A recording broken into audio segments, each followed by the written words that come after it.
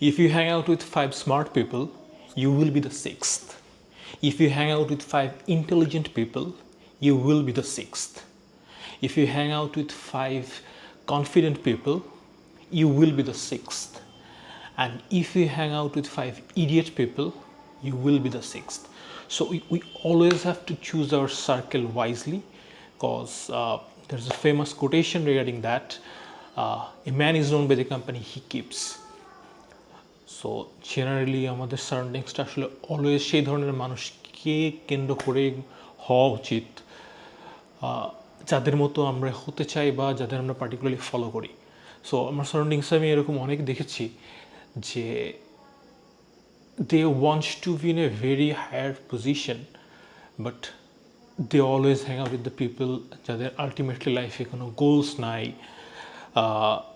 তারা খুবই খুবই খুবই খুবই কর্মবিমুখ টাইপের মানুষ, এবং আসলে এর মধ্যে একটা মানে অনেক হাইলি পটেনশিয়ালওয়ালা মানুষও যদি এই ধরনের এনভায়রনমেন্টের সঙ্গে যখন থাকে বা এই ধরনের মানুষের সঙ্গে মিশে, এন্ড অফ দ্য ডে গিয়ে না তার ব্রেনটাও জিনিসটাকে এইভাবে ক্যাপচার করে যে না, এরা যেভাবে ঘুরতেছে I am better then this 5 people. But ওই 5টা মানুষের বাইরেও যে একটা বড় জগৎ থাকতে পারে, এই মাইন্ডসেটটা কখনো মাথা থেকে গ্রোই করে না। And that is one of the main reasons তারা লাইফে আসলে গ্রো করতে পারে না, এবং তাদের কাছে জিনিসটা মনে হয় যে ওকে ফাইন, আমি তো আমার কমফোর্ট জোনটাতে আছি, দেখি কি করা যায়।